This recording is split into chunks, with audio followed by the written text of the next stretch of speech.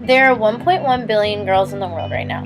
Half of the world's out-of-school population are girls, and 32 million girls who should be in lower secondary school are out of school. In Cambodia, 15% of women are receiving an education. When Khmer Rouge took power in the 1970s, 1.7 million people were killed. The regime preferred to rule over illiterate people, and anyone being able to read was persecuted, which is why an entire educated generation was wiped out. In Pakistan, over half of the girls are not educated. The education rate for women is the lowest in the world and the second lowest rate of female employment. In Pakistan, there is violence towards women who attend school. In Nepal, the ratio of boy to girls in school is 2-1.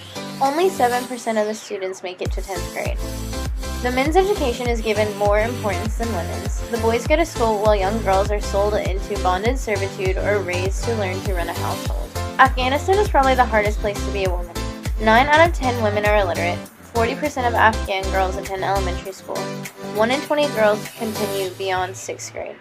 Girls are not allowed to attend school among boys, so thousands of girls are forced into child marriages at a young age. It is hard to be a woman in the country because they are not given the same chances as men or are not seen as equals. So, why is this an issue? First, it's unfair. Gender should not come into play with education. No gender should be favored over the other when it comes to allowing someone to go to school. Secondly, it causes problems for these girls' futures. When girls are not allowed to go to school, their lives can often lead down the wrong path and lead them to something no one wants for their life. What if girls all around the world were allowed to go to school? There would be 49% fewer child deaths, 64% drop in child marriages, and 68% annual gross domestic product. Who is trying to help these girls? Probably the most well-known activist for women's education is Malala Yousafzai. She is a young girl who fought for girls' education in Pakistan. She wrote a blog for the BBC about her life under the Taliban under a different name about her days before her school closed down. She was featured in a short documentary by the New York Times, and she quickly became well known after the Taliban was driven out, but shortly they became stronger than the Pakistani army. She became a target for the Taliban and was shot in the head, neck, and shoulder on a school bus.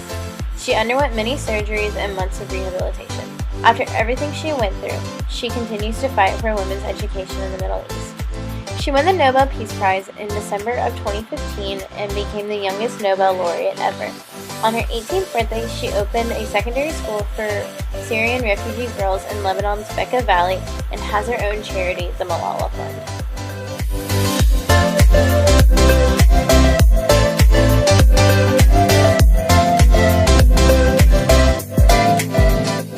Another well-known activist for women's education is Michelle Obama, the former First Lady.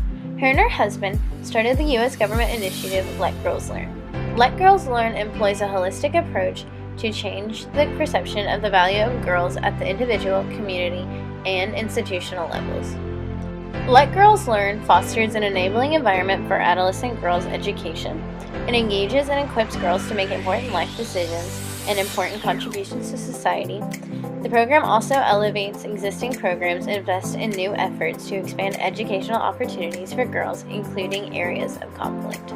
The U.S. Agency for International Development provides safe access to schools, helps rebuild education systems, and creates alternative learning programs. The Department of State uses public outreach to empower adolescent girls to ensure they have access to secondary education. Before I end this video, I want to share some stats with you. There are 31 million girls of primary school age who are not in school. 17 million of them will probably never attend school in their lifetimes. There are 123 million young people between the ages of 15 and 24 who cannot read. 61% of them are women. There are 33 million fewer girls than boys in primary school. A girl with an extra year of education can earn 20% more as an adult.